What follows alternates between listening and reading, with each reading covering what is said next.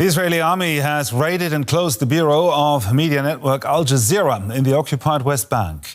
The Qatari broadcaster aired footage of heavily armed and masked troops entering their premises in Ramallah. Israel has ordered a 45-day shutdown. 4 months ago, Israel closed the channel's offices in East Jerusalem. The board of the Foreign Press Association in Israel and the Palestinian territories has condemned the raid, saying it signals a shift away from democratic values. And for more on this, let's bring in the General Director of Reporters Without Borders, Thibault Brutin. He joins us now from New York City. Thibault, the Israeli military alleges that the Al Jazeera newsroom is being used to, quote, incite terror to support terrorist activities, and that the channel's broadcasts endanger security and public order. What's your take on this?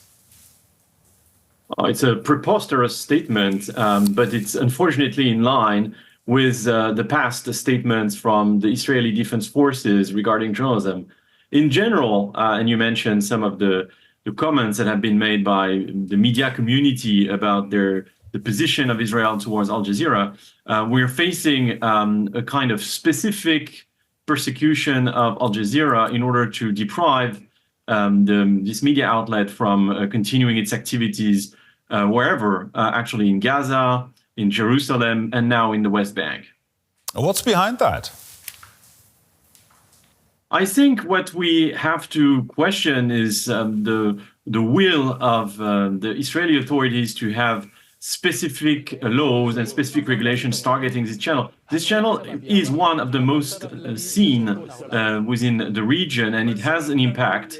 It is a channel that is well known for its reports, which are numerous, accurate, and are in line with international standards of journalism. So trying to depict Al Jazeera as a propaganda outlet, as a terrorism group, is a technique in order to silence a journalism worthy of that name.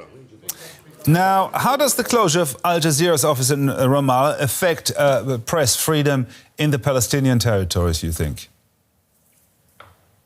So Al Jazeera plays a very specific role in the sense that it's a channel, and actually a series of channels, which are well regarded within the media community and are able to pick up some stories which could otherwise remain at national or local level.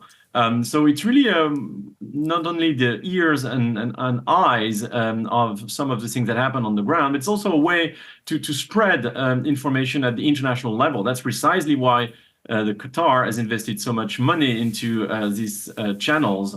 I think what we need to be careful of is that if channels that are reporting on Gaza on the West Bank are not able to continue their work, we will be entering a kind of dangerous zone where there is no free reporting apart from the people that are either propagandists from some of the terrorist groups or embedded within the Israeli Defense Forces. So it's a game nobody wants to play, because at the end of the day, what we will be deprived of is the right to know what's happening as an international community.